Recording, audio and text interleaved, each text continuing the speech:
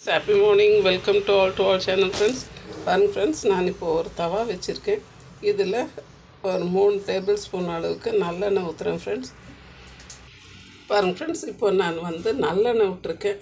இதில் நான் கொஞ்சம் எண்ணெய் காஞ்சதுன்னு ஒரு 2 வெந்தயம் போட்டுக்கிடுறேன்.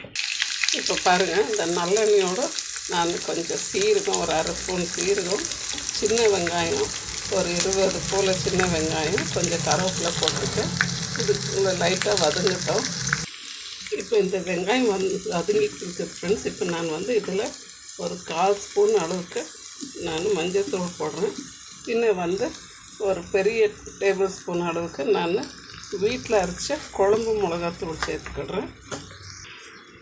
இப்போ பார்த்திங்கன்னா தனி மிளகாத்தூள் ஒரு அரை ஸ்பூன் சேர்த்துடுறேன் ஃப்ரெண்ட்ஸ். இது எல்லாத்தையும் கொஞ்சம் வதக்கி கொடுத்துக்கிடலாம். இந்த எண்ணெயிலே இந்த மசாலா பொரியட்டும். சைடு பை சைடு நான் கொஞ்சம் தேங்காயும் தக்காளியும் அரைச்சி வச்சுருக்கேன். அதை இந்த எண்ணெயோடு நம்ம ஊற்றி கொஞ்சம் வதக்கி கொடுத்துக்கிடலாம். இப்போ இதோட நான் அரைச்சி வச்ச தேங்காய், தக்காளி, சீரகம், வெங்காயம் இதை போட்டு இந்த எண்ணெயிலே கொஞ்சம் வதக்கிடலாம் ஃப்ரெண்ட்ஸ்.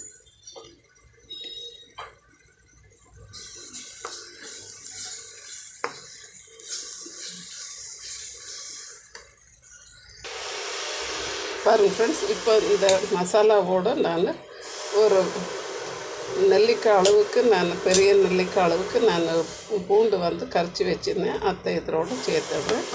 சேம் டைம் ஒரு 3 பச்சை மிளகா உடச்சி போட்டிருக்கு. இதையும் சேர்த்துக்கிடுறேன் ஃப்ரெண்ட்ஸ். இப்போ பாருங்கள் ஃப்ரெண்ட்ஸ், நான் சாலை மீன் எடுத்து வச்சுருந்தேன். ஒரு 300 கிராம் சாலை மீன் இருந்துச்சு. இப்போ சாலை மீனை நல்லா புளியும் உப்பும் போட்டு நல்லா க்ளீன் பண்ணி கழுவி வச்சுருக்கேன். இப்போ நான் வதக்கின மசாலாவை இதில் கொட்டிடுறேன் ஃப்ரெண்ட்ஸ். பாருங்கள் ஃப்ரெண்ட்ஸ், இப்போ மீனெல்லாம் போட்டு அந்த வதக்கின மசாலாலாம் சேர்த்தாச்சு. இப்போ இந்த மீன் அந்த மசாலாவோடு நல்லா கொதித்து வரட்டும். நம்ம எப்பவும் கொதிச்சதுக்கப்புறமா தான் மீன் போடுவோம். பட் இது ஒரு ஸ்டைலு. இங்கே எனக்கு பக்கத்தில் கேரளாக்காரர் இருந்தாங்க. அவங்க இந்த மாதிரி செய்ய சொல்லி கொடுத்தாங்க. ரொம்ப டேஸ்ட்டாக இருந்துச்சு. இதே சாலை மீனில் தான் செஞ்சுருந்தாங்க. ஸோ நானும் இப்படி செஞ்சுருக்கேன். ரொம்ப நல்லா இருக்குது ஃப்ரெண்ட்ஸ். இது கொதித்து வெந்து வரட்டும், பார்ப்போம். நம்மளுடைய மீன் குழம்பு நல்லாவே கொதித்து வந்துடுச்சு. இப்போ நம்ம இதுக்கு ஒரு ஸ்பூன் அளவுக்கு தேங்காய் ஊற்றிக்கிடலாம்.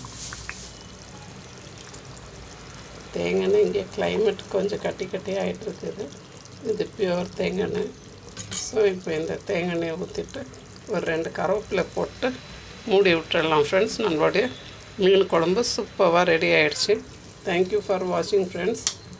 ப்ளீஸ் ஷேர் பண்ணுங்கள், லைக் பண்ணுங்கள், சப்ஸ்கிரைப் பண்ணுங்கள் ஃப்ரெண்ட்ஸ். தேங்க்யூ. சப்ஸ்கிரைப் பண்ண எல்லா ஃப்ரெண்ட்ஸுக்கும் லாட்ஸ் ஆஃப் தேங்க்ஸ்.